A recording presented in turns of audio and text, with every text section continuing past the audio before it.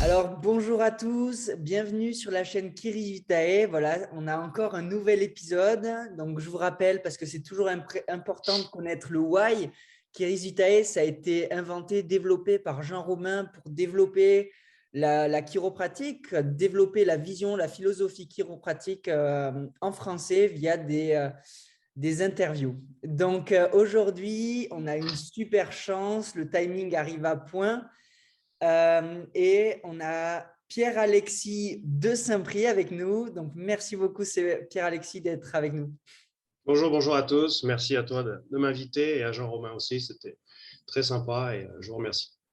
Super, c'est avec plaisir. On va découvrir un peu parce que toi, tu as un parcours assez inspirant, plein de choses à nous raconter. Donc, Pierre-Alexis, la première question, c'est forcément qui es-tu, Pierre-Alexis? Écoute, qui je suis je suis chiropracteur depuis 2008.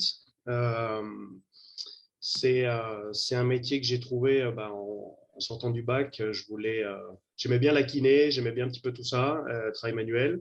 J'avais déjà des amis kinés et j'avoue que pendant un forum à l'école, il y avait Nicolas Champ qui était là, présentant la chiro, et puis j'ai adoré tout de suite, quoi. J'avais pu comparer un petit peu avec l'ostéopathie, c'était l'époque un petit peu de la guéguerre qui sortait, donc voilà, je regardais, je me souviens dans mon bain un petit peu la différence entre les écoles et tout, puis l'ostéo, il y avait plein d'écoles, à plus savoir qu'en faire, puis la chiro, il y avait juste une seule école, 400 chiropracteurs en France contre des milliers d'ostéos, mon choix était vite vu, c'était la chiro tout de suite. Et comment ça s'est passé, ton début en école de chiro? Écoute, ça s'est bien passé. Moi qui en plus n'aimais pas vraiment étudier, j'avoue qu'avec la chiro, comme ça m'a plu tout de suite, c'est vrai que je me suis mis beaucoup plus dans le bain des études. Et puis voilà. Et puis après, avec un groupe d'amis, tout de suite, on s'est entraidés. C'est vrai qu'au début, c'était pas très facile au niveau des cours, des prises de notes et tout ça. Ça allait vite, mais bon, au bout d'un moment, on s'y fait. Et puis voilà, quoi.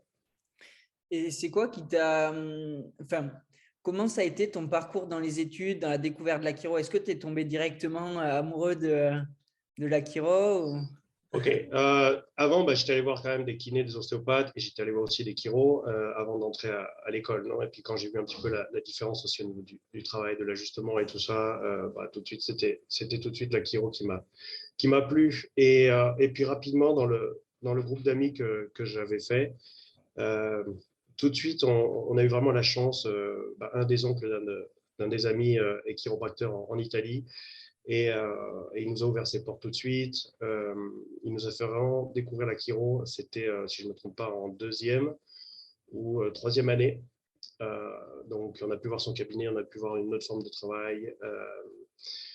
Il nous a vraiment inspiré avec des cas, etc. etc. Donc, il nous a ouvert après les portes avec d'autres chiropracteurs comme Pizzero, Mearsman qu'on a pu voir. Donc, ça a été vraiment une expérience et c'est ce que je remercie à tous ces grands chiropracteurs qui nous ont ouvert facilement leurs portes. On a pu voir, je crois, pendant notre vie étudiante, on a vu au moins pas loin de 40 chiros bosser. Donc ça, c'était très sympa. Et donc, tu peux voir différentes formes de travail et puis tout fonctionne, en fait. Donc après, tu n'as plus qu'à choisir vraiment qu'est-ce qui te parle le plus, qu'est-ce qui te touche le plus. Et puis après, à foncer, quoi. Et toi, c'est quoi qui t'a touché dans toutes les chiros que tu as pu voir travailler?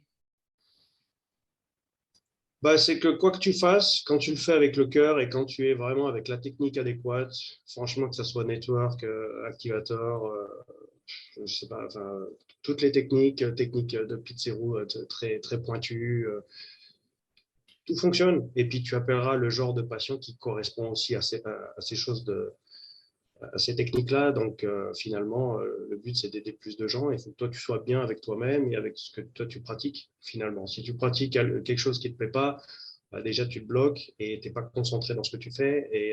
Et du coup, le message que tu donnes consciemment et inconsciemment, ça va pas être le bon et tu vas pas avoir les résultats toujours escomptés. Hmm. Et, euh, et ensuite, comment ça s'est passé au final l'apprentissage de la chiro? Est-ce que tu as tout appris à l'école? Tu as découvert un peu, enfin, tu m'as dit que tu as appris un peu aussi avec forcément tous les 50 chiro que tu as rencontrés. C'est passé comment? Ouais, bah déjà, ouais, notre expérience, ça nous a fait énormément de bien. Et ensuite, non, l'école, forcément, te donne une très bonne base au niveau scientifique, connaissances et tout ça. La clinique commençait aussi à s'ouvrir au niveau du numéro de patients qu'on devait faire. Hein, au début, c'était quand même beaucoup moindre. Et puis, petit à petit, ça a vraiment, vraiment augmenté. Nous, on était vraiment la génération où on commençait à devoir faire des numéros assez importants. Et, euh, et ça te permet de te bouger un peu, puis connaître qu'est-ce qu'est un peu le secrétariat, enfin, tu vois, t'enlever un peu cette peine des fois qu'on a quand on commence à bosser au un cabinet. Donc ça, c'est quand même très pratique. Mais effectivement, quand tu sors de l'école, moi, j'estime qu'il faut à peu près 2 à 3 ans de travail avec un chiropracteur pour pouvoir vraiment affiner autant tes ajustements que ton discours, Mm. et puis que tu te trouves, quoi. Que tu te trouves vraiment moi, tu vois, dans le cabinet, j'ai eu déjà 4 ou 5 chiros qui sont venus, des Français, des Mexicains maintenant. Et je vois qu'il faut au moins 2, 3 ans pour qu'ils soient assis dans à peu près toutes les bases qu'il faut Mm. pour avoir un cabinet et pouvoir fonctionner au cabinet. D'accord. Et toi, du coup, tu as fait comment à ta sortie d'études? Eh ben, écoute, à la sortie d'études, j'avais envie d'exotisme un peu, j'avais envie de mettre un peu en danger. Et j'étais parti en Espagne, comme on avait fait Chiro Europe. On était les premiers étudiants de l'IFEC à aller à Chiro Europe, donc ça nous a permis de connaître encore plus de gens. Ils ont été vraiment, vraiment adorables, vraiment géniaux avec nous. Et, euh, et donc, du coup, bon, bah, j'étais parti avec eux. J'avais pris ma voiture, j'avais pris quelques rendez-vous avant. Et j'étais allé jusqu'à Barcelone et même Villanova, il me semble, plus bas. Et j'avais fait 2, 3 entrevues et bon, c'était bien, mais pour moi, je trouvais que c'était pas assez loin. Je voulais un peu plus d'aventure et tout ça. Je voulais vraiment un truc qui me challengeait. Pourtant, aller en Espagne, je parlais vraiment pas espagnol et mon anglais, c'est pas mon fort, donc c'était déjà pas mal, mais je voulais un truc encore plus sympa. Et, euh, et puis, bah, j'ai un ami qui m'avait dit, ah, il y a une annonce sur Internet d'un chiropracteur français qui cherche au Mexique un chiropracteur. Et donc, du coup, bah, j'ai répondu. Et puis, bon, j'ai eu la chance de faire l'entrevue et d'être pris. Et voilà, donc j'avais vu, c'était Tabasco Villahermosa. Donc, comme je te disais tout à l'heure, je suis regardé sur Google Maps et je fais, waouh, c'est à côté de la mer, ça va être génial. Je vois qu'il y a Cancun pas très, très loin, en fait, on se très, très loin. On s'imagine pas les distances. Et en fait, à mon arrivée là-bas, c'était pas du tout ça. C'était pas Cancun, c'était pas l'eau bleue, mais c'était une très belle expérience pendant 3 ans là-bas. C'est-à-dire, comment ça s'est passé, du coup, ton expérience? Juste avant, avant de partir, enfin d'arriver au Mexique, on avait fait Kir Europe et ensuite avec le groupe de potes, on était parti au Panama pour faire l'humanitaire pendant une semaine à 10 jours.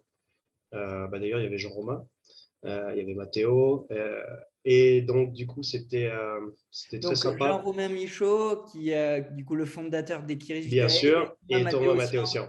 qui a fait aussi une entrevue avec Jean-Romain. Exactement, C'est ça. exactement. Et donc, du coup, on était parti donc avec cette humanitaire au Panama et c'était l'Upper Cervical. Donc, c'était du C1, C2 sur une chaise. Et bon, il y avait énormément de publicité, donc énormément de gens. Je crois qu'on a ajusté de souvenirs par jour entre 300 à 500 personnes. Wow. Comme c'est C1, C2, je veux dire, c'est pas très, très long. Euh, et ça a été une expérience magnifique parce qu'on a vu des résultats incroyables en sortant de l'école. Quoi. Tu vois des petits vieux qui viennent avec des cannes, ils viennent tous les jours et à la fin, ils jettent la canne et ils marchent normalement, donc, enfin, ou quasi normalement. Tu te dis, waouh, c'est incroyable, quoi, tu vois. Euh, donc, du coup, on parlait pas forcément la langue. Et puis, puis voilà, mais on a vu vraiment des résultats incroyables. Et puis, bah, tu apprends à ajuster en, à vitesse grand V, non? Donc, c'est vrai que c'est un C2. Après, sur chaise, on était, euh, on était assez bon. À la fin, c'était pas mal. Et donc, ensuite, tout seul, je suis parti donc, au Mexique, en arrivant à Villahermosa, Tabasco. Et donc, c'est là où j'ai commencé avec le docteur Félix Diomerci, qui sort de l'IFEC aussi. Et il m'a appris beaucoup de choses. Et ça a été vraiment une belle expérience pendant 3 ans. Des fois, on bossait du lundi au dimanche. Et je crois qu'à un moment donné, je suis arrivé jusqu'à 1180 ajustements dans le mois ou quelque chose comme ça. Donc, ouais, ça faisait, on bossait. On bossait, il y avait du boulot. C'est une autre façon de bosser. Et puis au niveau de la publicité, c'est un peu plus à l'américaine. Tu peux faire un petit peu dans des stands, dans des places ou des choses comme ça, tu vois. Donc, ça permet de ramener beaucoup plus de monde. J'ai appris aussi à capter plus de monde sous diverses formes. Et, euh, et ça a été une belle expérience pendant 3 ans. Et c'est quoi qui était beau au final? C'est parce que tu as ajouté beaucoup de monde? C'est parce que l'atmosphère était bien? Euh, ouais, l'atmosphère, bon, il y avait, en tout, il avait quand même beaucoup d'employés. Donc, des fois, il y avait un petit peu des tensions. Mais c'était quand même bien parce qu'on était quand même un groupe. Après, j'ai fait un rêve que je voulais, c'était de voir énormément de monde. Comme beaucoup de petits jeunes qui sortent de l'école, je crois au début, on se met un petit peu des chiffres, des numéros, on voudrait savoir un peu nos limites. Donc ça, j'ai fait un rêve assez rapidement grâce à cette expérience-là. Puis j'ai pu apprendre aussi l'espagnol. Hmm. Donc ça a été un deuxième rêve. Puis j'étais parti pour 1 ou 2 ans. Ouais, tu vois, ça fait 14 ans que je suis au Mexique. Donc voilà. Et puis non, puis j'ai fait des contacts avec les gens, avec les patients. Il y en a encore qui me suivent alors que maintenant je suis plus à Tabasco. Je suis à 6 ou 7 heures de voiture et il y en a qui de temps en temps viennent encore me voir Wow. à Mérida quand ils viennent en vacances ou quoi que ce soit. Ils viennent 15 jours et puis ils viennent encore se faire ajuster, tu vois. Donc ça c'est super, quoi, tu vois. Et Et puis pourquoi c'était pas ce que tu espérais au final? dans quel sens, pardon? Bah, tu m'as dit, ouais, je pensais qu'il y avait l'eau turquoise. C'est juste par rapport Ah, au ok, bleu. non. Ouais, non, ouais, effectivement, oui. Non, l'expérience était belle. Mais oui, c'est vrai que, comme je te disais, j'étais allé sur Google Maps, je regardais, je dis, ouais, ça va être l'eau bleue, ça va être magnifique, ça va être Cancun, ça va être du Ouais, régal. d'accord. Et ouais, non, en fait, il y a des gros moustiques, gros comme des avions, il fait une chaleur et une humidité comme tu peux même pas imaginer. Et la mer la plus proche, elle est toute marron. Donc, tu te dis, bon, ça, le côté paradisiaque, c'était pas là. Mais bon, c'est pas grave. Et donc, tu disais, ouais, c'est un peu à l'américaine. C'est-à-dire, est-ce que tu peux expliquer un peu plus comment fonctionnait le centre là-bas? Parce que c'est dur de s'imaginer. Parce qu'en France, Bah, souvent, c'est un chiropracteur, une assistante à la limite. ouais, non, là, il y avait quand même des physios, il y avait des masseuses. On était 3 chiro à un moment donné. On avait 3 assistantes. Il y avait 2 secrétaires. Il y avait les filles qui étaient dans les stands aussi qui faisaient la promotion. On allait démarcher dans les écoles. C'est pour ça que des fois, on travaillait les dimanches ou les samedis. Des fois, il y avait des classes qu'on faisait comme ça, d'événements. Les classes qu'on faisait avec les patients à grand nombre, on était 40, 50, des fois 60 pour faire une classe dans les belles journées.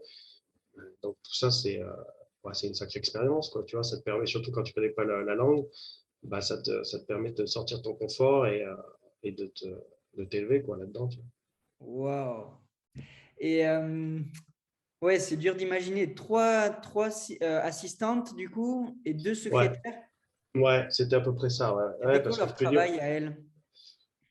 bah, chacune était très précise. Hein. Les secrétaires, c'était surtout faire payer et prendre les rendez-vous et remettre les visites. Après, dans les assistantes, j'avais mon assistante personnelle qui me passait les patients, qui me checkait les numéros et tout ça. Et ensuite, on avait 2 autres assistantes qui faisaient un peu de la réhab quand on avait besoin, par exemple, de traction cervicale ou un travail un peu spécifique avec quelque chose. On donnait les indications à ces assistantes-là et c'est elles qui faisaient le travail avec. Hmm, ok. Et du coup, ouais, là, il devait y avoir beaucoup de monde. Vous travaillez les trois ensemble ou comment ça se passait? Alors là, j'ai appris aussi à faire des travaux travailler en demi-journée. Donc bon, on avait déjà vu un peu en Italie des chiros qui avaient bien travaillé genre 2 ou 3 jours à fond, et puis le reste du temps, c'était off. Donc déjà, j'avais vu qu'on n'était pas obligé de travailler du lundi au samedi ou du lundi au vendredi toute la journée, comme on a été un petit peu formaté et on voit un peu tous les boulots un peu comme ça. Donc déjà, ça m'a ouvert l'esprit sur me dire, tiens, tu peux travailler 4 heures par jour euh, et tu peux voir du monde de manière correcte et puis voilà, puis être libre après pour faire autre chose. Ouais. Donc c'était vraiment une révélation et donc c'est quelque chose que j'ai repris après dans mon cabinet aussi. Wow. Et donc ça, c'était ton expérience, ta première expérience où tu as réussi déjà à avoir beaucoup, beaucoup de monde en sortant de l'école. Et, et ensuite, peut-être, c'était quoi ta vision à ce moment-là? C'était juste de voir du monde? C'était quoi? Ma vision, bah oui, c'était d'apprendre une nouvelle langue, comme je te disais, c'était de voir du monde, me perfectionner en ajustement, parce que comme je te disais, je pense qu'il faut à peu près 2 à 3 ans. Ouais. Pourtant, on n'était pas mauvais en ajustement déjà, tu vois, avec toute l'expérience qu'on avait eue des anciens chiro, puis on s'ajustait souvent entre nous. Euh, mais bon, il n'y a que le temps et la pratique avec beaucoup de patients qui te permettent de pouvoir peaufiner tes ajustements. Donc, du coup, ça a été vraiment un boom. Et c'est un truc que je revois maintenant avec les chiro qui viennent, tu vois, quand ils viennent, je leur dis au niveau bioméca, c'est quand même une base. Il faut que tu arrives à ajuster toutes les vertèbres, toutes les articulations quasi enfin, d'une ou de deux façons au moins, quoi, tu vois, parce que si ça bloque dans une, il faut que dans une autre, ça puisse passer. Ça, c'est quand même vachement, vachement important. Donc, c'est des trucs qu'on fait avec les chiro qui bossent avec moi. On fait un peu de pratique, on retravaille tout ça parce qu'il faut avoir une bonne main pour ajuster. Et il faut à peu près, je te dis, 2 à 3 ans pour pouvoir être capable d'ajuster quasi tout facilement. Mhm. Et je te parle, ta vision quand tu ajustais les gens, c'était quoi? C'était de voir le plus de monde possible? C'était de les aider à se libérer? C'était quoi? Enlever la Oui, pression? non, la chiro, ça a toujours été aider les gens. Ça, c'est, je veux dire, je crois qu'on est à peu près tous comme ça, attirés par la chiro parce qu'on voit que ça a vraiment une magie. C'est un travail magnifique, très demandant quand même, parce qu'il faut vraiment être à 100% quand tu veux donner le meilleur de toi-même et avoir des résultats avec les patients. Mais ça a toujours aidé les patients, mais en même temps, j'avais aussi mes propres objectifs de voir plus de monde et jusqu'à combien je peux vraiment voir de personnes par jour ou par semaine, tout en essayant de délivrer une bonne qualité. Alors, comme on avait à peu près 3 assistantes, je te dis à ce moment-là, donc c'est vrai que c'est, je veux dire, elle te passe le patient est déjà préparé, il est déjà sans la ceinture, sans les chaussures, enfin, je veux dire, c'est un gain de temps inimaginable dans une journée. Tu gagnes peut-être 2 minutes par patient, mais à la fin, c'est énorme dans une journée où tu vois 40, 50 ou 60 personnes. Hmm. Et donc, par la suite, tu as ouvert ton propre centre Kiro, donc dans une Bah ville. oui, parce que en fait, effectivement, j'étais parti pour 1 an ou 2, puis j'ai rencontré ma femme. Hmm. Donc, bah, j'ai fondé une famille.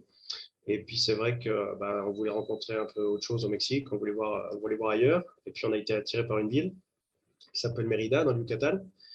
Et donc, du coup, bah, j'ai préparé pendant quasi un an, j'ai préparé le projet de partir là-bas, donc avec femme et enfant. Euh, C'était très stressant, mais c'était une super expérience. Et donc, j'ai travaillé comme un dingue pendant un an sans prendre de vacances pour pouvoir mettre ce projet de pied et en même temps travailler là où j'étais à Villahermosa. Et puis pour pouvoir aussi garder de l'argent pour pouvoir ouvrir ce nouveau projet, ce nouveau cabinet. Donc après, penser au logo, penser comment ça va fonctionner, les horaires, enfin bref, tout ce que ça comporte quand on va ouvrir un cabinet et quand on part à l'aventure. Et je m'étais donné 6 mois, 6 à 8 mois pour que ça puisse fonctionner. Et puis, bah, écoute, j'ai eu de la chance. En moins d'un mois et demi, 2 mois, je prenais déjà une secrétaire. Donc, c'était déjà cool. Waouh, waouh, waouh. C'est-à-dire, si tu veux parler de chiffres, juste pour qu'on s'imagine, Au combien. niveau de patients, Ouais, voilà, c'est ça, en un mois, combien de t'es. je sais plus, je crois que le premier mois, j'avais fait de souvenirs, j'avais dû faire à peine 25 visites et je crois que le deuxième mois, j'avais déjà doublé ou triplé. Ouais. Et puis voilà, puis à ce moment-là, j'ai dit, bon, bah, allez, on prend une secrétaire pour pouvoir gérer tout ce qui était l'agenda Hmm. et Donc ça nous 25 permettait. dans le mois ou 25 dans la semaine? Non, au début, c'était 25 dans le mois, le premier D'accord. mois. Et puis ensuite, ça a vite tout de suite doublé, et triplé. Et ça a été très, très, très Ok. rapide. Comment tu as Donc, fait pour le démarrage? C'est venu comme ça? euh, le démarrage. Bah déjà, quand je suis arrivé à Mérida, bon, bah, je me suis mis dans quelques associations. J'ai essayé de rencontrer un peu de monde et tout ça, le bouche à oreille. Ma femme m'avait aidé à ce moment-là aussi à donner des cartes dans le quartier. Ça, c'est classique. Ensuite, j'avais pu mettre une annonce aussi dans le journal. Euh, et puis, non, puis vraiment le bouche-oreille, quoi. Je veux dire, déjà des premiers patients. Après, on avait fait une bonne promotion pour les gens qui venaient, pour leur famille ou des choses comme ça, pour pouvoir faire un check-up de leur femme, leurs enfants et tout ça. Et ça avait pas mal fonctionné.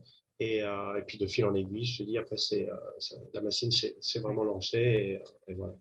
Au final, tu dis bouche à oreille, mais tu étais déjà bien implanté dans la ville, quoi. Et en plus de ça, ça faisait 1 an que tu étais en train de travailler. Comment tu allais être? Oui, mais quand j'ai travaillé, j'étais à Viremonsa. Donc, c'est-à-dire que je bossais à Viremonsa et pendant toute cette année où je travaillais à Viremonsa, on faisait quelques allers-retours pour trouver un local, pour connaître un petit peu plus la ville, et puis tout préparer. Non. Donc, parce que c'est vraiment important où tu te mets aussi. Le premier local que j'avais vu, par exemple, au début, je me suis dit, ouais, c'est génial. Et en fin de compte, heureusement qu'on y est revenu 2, 3 fois parce qu'en fait, c'était pas du tout où la ville le pôle de la ville était en train de grandir et où les gens étaient en train de plus de circuler. C'était plus un Mhm. lieu touristique vers le centre, plus qu'un lieu où c'est les gens de Mérida qui étaient. Exactement. Ouais, ouais, c'est bien ce que tu dis. Et ouais, au final, c'est pas juste le bouche à oreille, quoi. Il y a tellement autour, quoi. Et en fait, Oui, autour, après, comme je te disais, ton ajustement, comment il est, oui, forcément. l'attention que tu mets, le cœur que tu mets dedans. Après, j'étais un petit jeune qui venait, j'avais à peine 30 ans, donc tu as envie de mordre la vie, donc tu étais à fond partout, c'était Kiro partout en mangeant. Chaque fois que tu discutais avec quelqu'un, c'était tout de suite comment placer la Kiro, mais pas forcément pour faire venir les gens, mais juste pour voilà, qu'est-ce que tu fais? Moi, je suis chiropracteur et ça intrigue un petit peu les gens, puis surtout au Mexique, tu sais, donc, du coup, en fait, ici au Mexique, il n'y a quand même pas beaucoup de chiropracteurs. Enfin, maintenant, il commence à en avoir plus. Il y a 3 écoles. Mais on va dire que pendant quand même longtemps, c'était plus comment ils appellent ça en français? Des rebouteux.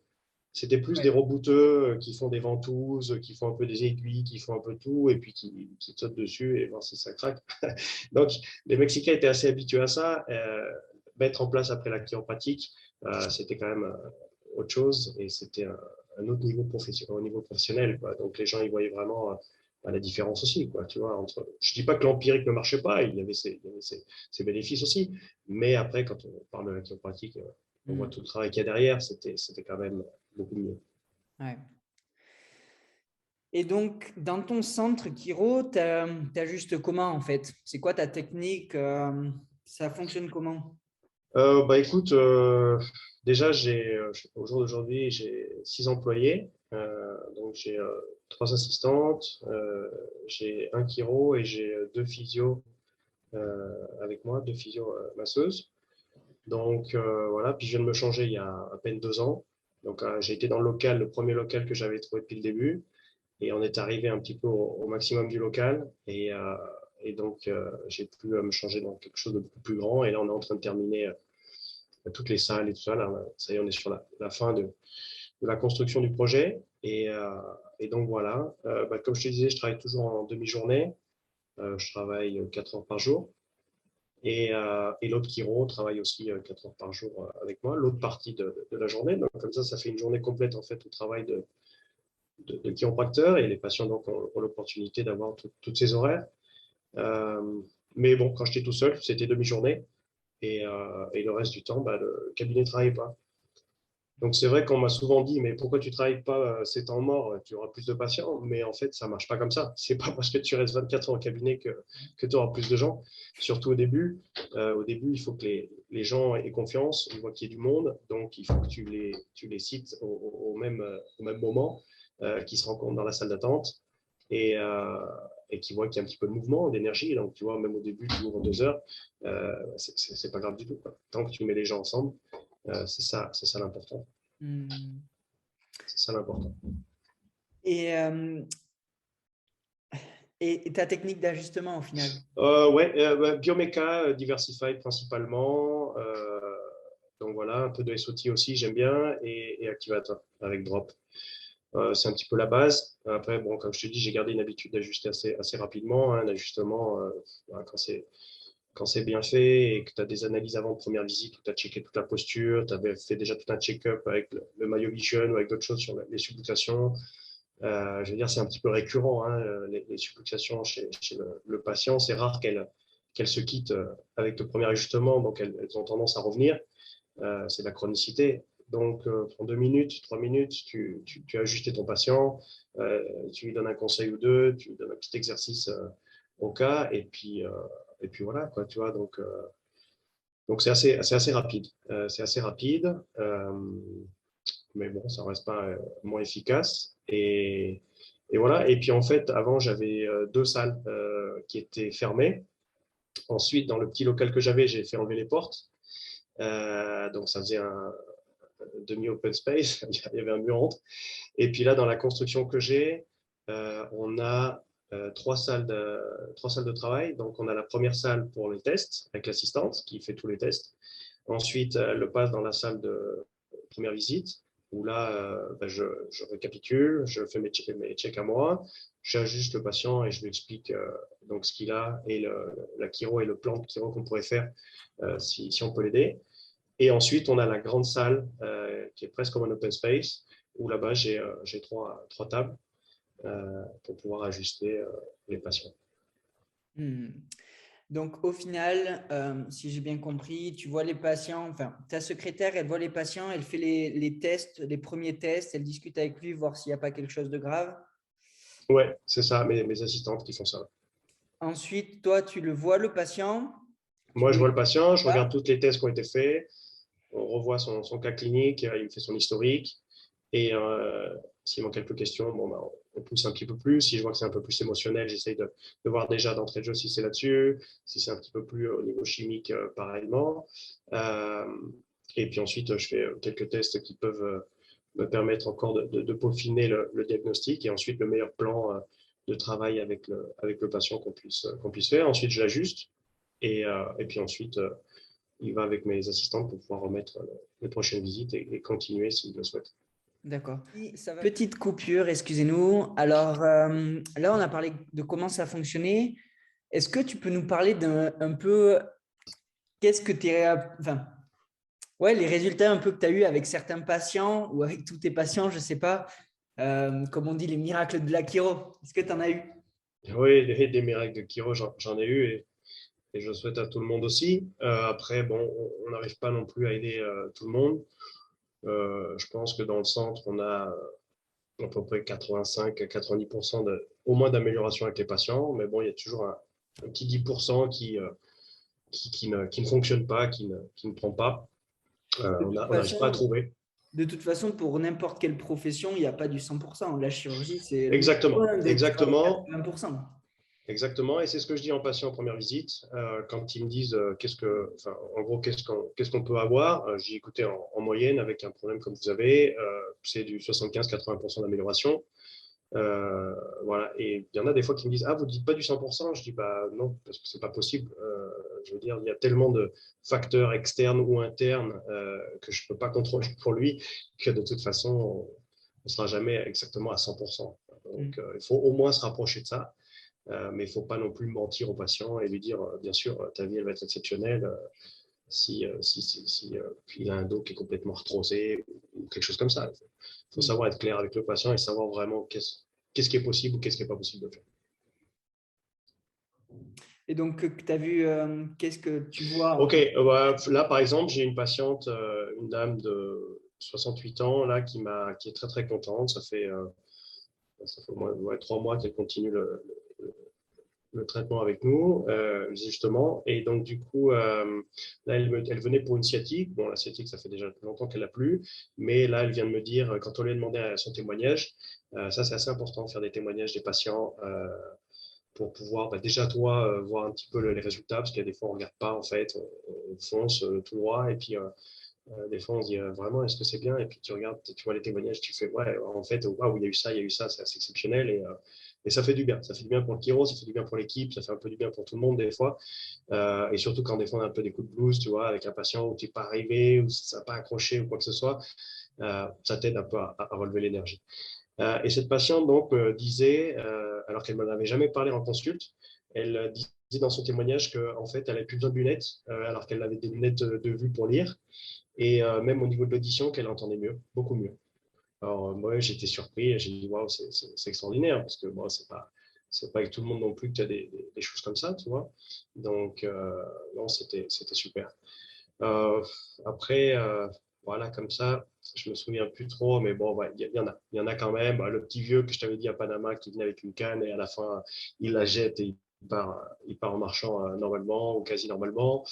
Bon, ça arrive au cabinet des gens qui viennent avec un déambulateur et puis des fois ils le laissent, quoi. Donc ça c'est assez gratifiant aussi. Et, et puis voilà. Et toi, tu me parlais aussi d'une expérience qui était intéressante. Est-ce que tu peux nous parler un petit peu de ce qui t'est arrivé là, cette dernière année? Enfin, il me semble que c'est ça. Ouais, en fait, c'est arrivé en 2018, effectivement. En fait, je travaillais depuis 4-5 ans tout seul. Et c'est le désavantage d'être tout seul, et surtout quand tu n'as personne autour dans la ville. J'avais personne pour me faire ajuster. Donc moi, déjà, j'avais quand même un petit peu des problèmes de dos, des petites lombalgies, un petit peu avant l'école. À l'école, bon, ben, on se faisait ajuster régulièrement. Et à Viremontsage, j'avais l'opportunité de me faire ajuster aussi tous les 15 jours au moins. Donc, c'était assez pratique.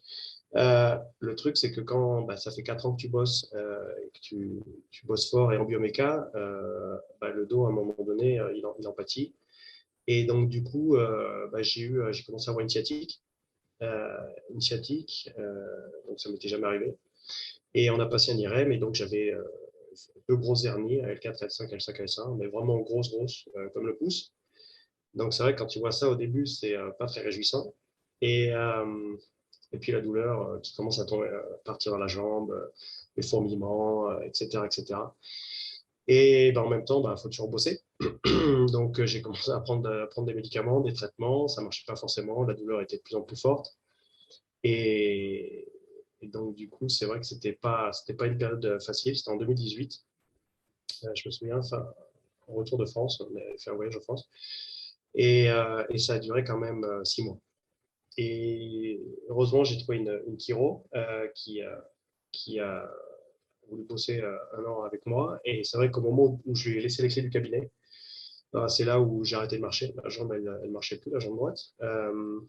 J'étais allé voir plein de neurochir. Forcément, ils voulaient tous m'opérer tout de suite. Et puis, il y en avait un qui m'a dit non, essaye de tout faire avant. Et c'est vrai que comme j'avais pas eu trop d'ajustements, je me suis dit, bon, je vais laisser l'opportunité à la chirurgie avec moi et de me faire ajuster, puis voir mon corps aussi, comment il va réagir. Euh, et puis, du coup, elle m'ajustait. Donc, je lui disais de m'ajuster 3 fois par jour au début. Et petit à petit, ça allait un peu mieux. Donc, au début, j'ai pu marcher 10 mètres, ensuite 50 mètres. Ensuite, je marchais dans l'eau. Et puis, petit à petit, c'est revenu. Donc, ça a été une période très difficile, mais assez intéressante pour être confronté à moi-même, à mes peurs, et puis à sentir aussi ce que les patients ressentent quand ils viennent avec ça. On s'imagine jamais. Tu vois, une lombalgie ou une douleur de tête, ça n'a rien à voir avec quelqu'un qui a vraiment une migraine avec des vomissements ou avec quelqu'un qui a une sciatique comme ça carabinée. C'est vraiment autre chose et je le souhaite à personne. Mais voilà. Donc, du coup, pendant quasi 4 ans, j'étais bien mieux. Hein, j'avais plus cette sciatique. J'avais juste un petit peu d'insensibilité derrière la cuisse, mais la force et tout était revenu. Donc, pas non plus se fier toujours au livre de neuro et tout ça. Enfin, je veux dire, il ne faut pas non plus mettre ça de côté complètement, tu vois. Mais il y a la possibilité aussi de sortir de là de manière naturelle, sans opération. Mais c'est revenu encore cette année. Donc en janvier, c'est revenu, malgré en ayant des chiros. Et heureusement, ça fait 3 semaines, là, ça y est, c'est enfin reparti. Ça n'a pas été aussi difficile, hein, c'est-à-dire que je n'ai pas eu la perte de force cette fois, c'était beaucoup plus contrôlé avec l'ajustement. Euh, et, euh, et, donc voilà, bon, je vois qu'il y a une partie aussi énormément émotionnelle avec le stress du boulot, du cabinet, d'avoir des employés, la famille et tout ça. C'est vrai que c'est quelque chose qu'il faut aussi gérer. Mais bon, cette fois, on a l'air de s'en sortir encore une fois. Donc, il ne faut pas désespérer, il faut aussi apprendre pourquoi ça revient. J'ai changé un peu la technique, tu vois, tu me parlais de technique tout à l'heure. Donc, c'est vrai que la bioméca, je pars un peu plus sur du drop en ce moment, un peu plus de bloc. Tu vois, je fais moins de side. Je vois que les side postures, c'est ce qui met beaucoup de force aussi sur le disque. Donc, j'essaie de changer un peu ma pratique. J'essaie de mettre moins de force sur les lombaires et puis de faire un peu plus des sautilles et d'être un peu plus assis. Et voilà, on s'adapte. Et c'est intéressant parce que tu me disais que tu étais aussi en contact avec notamment Olivier Guénoun. Enfin, même en étant chiro, on n'est pas, c'est bien d'avoir des avis de chiro, quoi. Parce Oui, que effectivement, ben, Olive que je salue, qui est un très bon ami, et c'est vrai que tout de suite j'ai pensé à lui et je lui avais envoyé les IRM et tout ça, donc il m'avait donné espoir. J'étais aussi énormément en contact avec Thomas Mathéosian. C'est vrai que les deux m'ont beaucoup aidé parce que j'étais un peu tout seul ici. Donc, du coup, c'est vrai que j'avais besoin un peu de réconfort, de me dire que on pouvait passer cette étape-là. Olive me disait de toute façon, t'inquiète pas, euh, dans 80% des cas, il y a une résorption, un petit peu d'inflammation à un moment donné, donc il faut à peu près 6 mois. Effectivement, c'est ce qui est arrivé à peu près la première fois. Après, ça fait mal, hein. 6 mois avec de la douleur, t'es pas joyeux tous les jours, mais, euh, mais c'est vrai ils m'ont quand même énormément aidé au niveau du soutien psychologique et ça m'a permis de me battre et de dire non, je vais voir jusqu'au bout. Et effectivement, écoute, ça va bien mieux. Après, je dis pas, peut-être que dans le futur, je devrais m'opérer, je ne sais pas, mais en tout cas, c'est vrai que les neurochirurgiens qui disent il faut essayer de tout faire avant de mettre l'opération, parce qu'une fois que c'est opéré, tu peux plus revenir en arrière. Donc, ce qui a été fait a été fait. S'il y a un truc qui est abîmé, ça sera abîmé. Puis bon, j'ai l'expérience de plusieurs patients qui se font opérer, puis après qui reviennent au cabinet, parce que soit c'est pareil, soit parfois c'est pire. Heureusement, c'est pas tout le temps comme ça. Heureusement, il y a des fois ça aide. Mais c'est vrai que l'opération, il faut vraiment que ça soit la dernière carte à jouer. Hein, c'est ce que je dis toujours aux patients. C'est vraiment votre dernière carte. Si c'est pas avec moi, allez voir un autre. Allez faire de l'acupuncture. Enfin, allez faire ce que vous pensez qui est bon pour vous avant de vraiment faire l'opération. Puis si à un moment donné, c'est vraiment plus possible, écoute, il faudra passer par là. c'est comme en chiro, on peut toujours enlever de la force, mais attends, on peut toujours rajouter de la force, mais on peut pas en enlever en fait. Et la chirurgie, c'est beaucoup de force au final dans le système et c'est comme un ajustement beaucoup trop fort. Tu vois, tu pourrais faire mal à une personne et à toi Ouais, aussi. ouais. Je veux dire, il y a tellement de petits nerfs que c'est très facile de pouvoir léser un nerf et puis ensuite perdre de sensibilité ou de force. Là, j'ai vu un ami, c'est sa troisième opération du dos. Il n'a plus de douleur, il remarche, mais il marche un peu robotiquement, quoi, tu vois. Donc, j'ai dit, c'est dommage, tu vois. Euh, et C'est après, c'est ça. le choix de chacun Ouais. et le corps, comment il réagit aussi, hein. Donc, voilà. Hmm. Wow. Super expérience. Merci d'avoir partagé ça. Avec plaisir. Euh, alors, Pierre-Alexis, on arrive sur la fin. Il y a des questions que j'aime bien poser. C'est un peu controverse parce qu'il y en a qui me disent qu'il faut parler uniquement de chiro. Mais moi, je pense que la chiro, ça a vraiment un impact global et j'aime bien entendre l'avis des chiros, par exemple, sur la situation actuelle. Est-ce que tu pourrais me donner ton avis? Qu'est-ce que tu en penses? Un truc général. Au niveau de quoi, c'est un petit peu plus Bah, précis. tu vois, un peu la guerre, le Covid, tout ça. Ok, bon, c'est un petit peu difficile de répondre. C'est des thèmes assez sensibles que je parle de temps en temps avec les patients. Je crois que de temps en temps, il faut désamorcer un petit peu ces thèmes-là, enfin, surtout au cabinet, parce que surtout avec le Covid, hein, il y a eu énormément de peur. Nous, on a été fermés pendant un mois. Ça a été un peu difficile. Le retour des patients aussi a été fait au compte-gouttes. Maintenant, on est revenu normal, donc ça c'est bien. Mais faut aussi essayer de désamorcer ça. Alors avec toute l'information qu'il y a médiatique et tout ça, c'est vrai qu'il y a des fois, bon, c'est assez difficile. Tu vois, j'ai des patients qui viennent avec 2 masques et je leur dis, vous avez vu, ça y est, enfin à Mérida, on peut enlever le masque à l'extérieur. On a toujours le masque à l'intérieur quand tu vas dans un centre commercial ou par exemple au cabinet. Et ils m'ont dit de toute façon, même si ils nous disent qu'on peut enlever les masques, on le gardera quand même. On a fait tellement d'efforts pendant 2 ans que voilà. Euh, bon, tu te dis oui, non, en fait, il n'y a pas de logique vraiment là-dessus. Quand tu vois après, que, par exemple, depuis un mois et demi, 2 mois, il n'y a plus de morts. Ici, on est quand même 1 300 000 habitants. De toute façon, ça n'a jamais été vraiment très important ici. Mais bref, c'est quelque chose que je pense qu'il faut quand même parler avec les patients, désamorcer un peu et tranquilliser.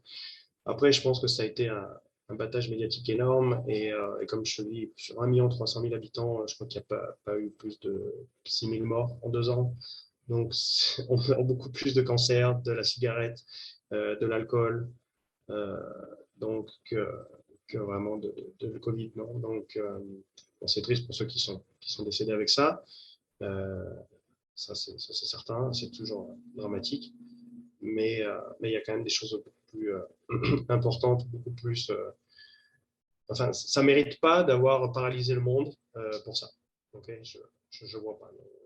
Normalement, les chiffres disent que ça doit être une pandémie, c'est quand ça a 10-12% d'impact mortel sur la population générale. Et là, on n'était pas du tout dans ces chiffres-là. Et c'est Bill Gates qui revient. Comment? C'est Bill Gates qui revient. Ouais, peut-être. Bon.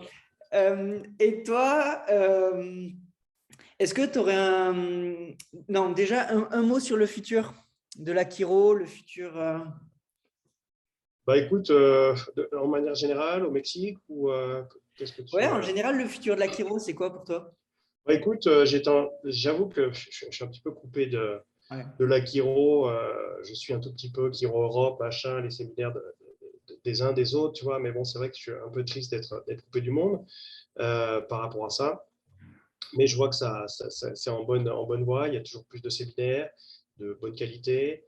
Je vois qu'il y a de plus en plus de chiro. En France, je te dis, au tout début où je suis rentré à l'école, je crois qu'ils étaient 400 à peine. Maintenant, je crois que j'ai entendu que c'était 1500 peut-être, ou quelque chose comme ça. Donc, ça commence à être superbe. Les écoles en Espagne qui sont bien stabilisées, Barcelone et Madrid. Donc non, ça a un très bel avenir. Maintenant, je pense qu'il ne faut pas perdre de vue l'histoire de l'Akiro. J'ai cru comprendre qu'il y avait eu un gros combat avec les mots subluxation, ajustement, innate et tout ça. Philosophiquement, c'est quand même toujours important qu'un métier ait une racine et tu ne peux pas la supprimer parce que sinon tu enlèves l'identité de ce travail-là. Moi, personnellement, donc moi, vraiment, j'utilise la subluxation, j'explique aux patients ce que c'est, l'ajustement, l'innate, la force du corps. Je veux dire ça, on ne peut pas l'enlever, elle est là, elle est présente. Expliquer à chacun, à chaque chiro, chaque personne à sa manière de l'expliquer qui lui résonne le plus possible et le mieux. Et donc voilà. Après, au niveau du Mexique, ça commence à grandir. Comme je te disais, au début, on n'était pas vraiment beaucoup. Maintenant, il y a 3 écoles qui n'ont pas encore le niveau international, mais qui ont un niveau qui est quand même décent. Il y a quand même beaucoup de Mexicains qui se bougent, qui font beaucoup de choses, autant séminaires aussi. Et puis, moi, en fait, j'avais eu un rêve. Là, j'en parlais avec des chiro qui étaient venus il n'y a pas longtemps à la maison. Hein. C'est vrai que quand tu es à l'école, tu te dis, ouais, combien de patients tu veux voir, ou combien de cliniques tu veux faire, ou des choses comme ça. Tu vois, quand on parlait avec Pianta, ou quand on parlait avec Pizzerou, c'est un petit peu ce qu'ils nous disaient, tu vois, quand ils étaient à l'école avec leurs collègues. Et c'est vrai que moi, j'avais toujours pensé et j'avais toujours dit que ça me plairait de faire un petit peu un centre comme une deuxième clinique. Tu sais, après l'école, comme je te disais, il manque encore un petit peu de main, de formation, et donner cette opportunité à ces jeunes qui sortent de l'école diplômés, qui parfois n'ont pas forcément d'objectif d'un pays, d'un endroit ou d'ouvrir tout de suite, de pouvoir les faire venir et puis de faire eux-mêmes leur expérience pendant 2 à 3 ans. Et puis finalement, sans le vouloir, c'est en train de se faire avec certains Mexicains. Là, c'est le deuxième chiro mexicain que j'ai avec moi et ça se passe bien. Il avance bien et ça me plaît. Donc là, on est en train de voir pour un autre encore à la fin de l'année. Et donc, je suis en contact avec une des écoles qui est à Veracruz. Et, donc, voilà. Donc, c'est vrai qu'en fait, c'est une partie qui me plaît, qui vient, tu vois, de manière inconsciente sur le chemin que j'avais déjà parlé il y a quelques années et sans vraiment l'amener à moi, en fait. Il vient tout seul. Tu pourrais prendre des chiros français aussi? J'en ai pris déjà. Après, le problème, c'est que maintenant, ça devient difficile au niveau des papiers. Pas impossible, hein. S'il y en a qui sont motivés, c'est toujours un plaisir. Mais c'est vrai que c'est difficile au niveau des papiers. Le Mexique a un peu plus fermé ça. Donc, c'est assez long le processus à faire. Et si c'est pour venir pour 1 an, enfin, c'est très court. Comme je te dis, il faut au moins venir pour 2 à 3 ans. Le temps d'apprendre la langue, les coutumes, s'habituer au climat. Ici, il fait très très chaud, par exemple. Une nouvelle façon de travailler, etc., etc. Tu vois. Donc, c'est vrai qu'il faut quand même un peu de temps. Et voilà, mais c'est toujours une très belle expérience. Wow, génial. Est-ce que tu as des conseils pour les gens qui écoutent, pour les chiros ou les étudiants? Bah, pour les étudiants, les étudiants, il faut aller voir des chiro. Ça, c'est un truc qu'on avait mis en place avec un groupe d'amis, avec Jean-Romain, entre autres. Euh, on avait décidé à un moment donné de voir plein de chiro, de les inviter à manger, soit à la maison, soit se faire un resto, soit quelque chose, soit aller les voir dans leur cabinet. Et ça a été super parce que en fait, ça nous permettait d'avoir une expérience. Voilà. Ce que tu es en train de faire en fait en vidéo, c'était ce qu'on avait fait déjà il y a plus de 15 ans. Avec des chiros. Puis en fait, ça a pris tellement d'ampleur qu'à un moment donné, on était trop. À un moment, on était 15 ou 20 étudiants et ça perdait ce plaisir d'être 6 ou 7 et puis que ça soit plus convivial. Donc, on avait dû séparer un petit peu et faire plusieurs groupes. Et puis, je crois qu'il me semble qu'après qu'on soit parti, c'est un petit peu continué ces idées-là et c'est cool que les étudiants aient continué et que les chiros ont joué le jeu aussi. Parce que les étudiants ont soif de chiro, d'expérience, toutes les vidéos que tu fais, que Jean-Romain fait, tout ça, c'est toujours bon à écouter, ça remet toujours une pêche, il y a toujours une information que tu prends et qui te permet de dire tiens, j'avais oublié, tu vois, parce que là, quand tu bosses, tu es un peu après comme un cheval, tu es un peu dans ton truc, dans ton monde avec les lorgnières, et puis tu regardes pas trop à côté, tu vois, et donc ça fait toujours du bien de voir ça. Et puis pour les jeunes diplômés, ouvrir un cabinet tout de suite en sortant, pour moi, je trouve que c'est pas la meilleure solution. Après, je dis pas que j'ai la parole complète, mais il faut de l'expérience. Il faut de l'expérience, faut se mettre un peu en danger, il faut voir des choses. Est-ce que tu as envie de bosser 4 heures par jour? Est-ce que tu as envie de bosser 8 heures par jour? Est-ce que tu as envie de bosser 2 jours dans la semaine et le reste non?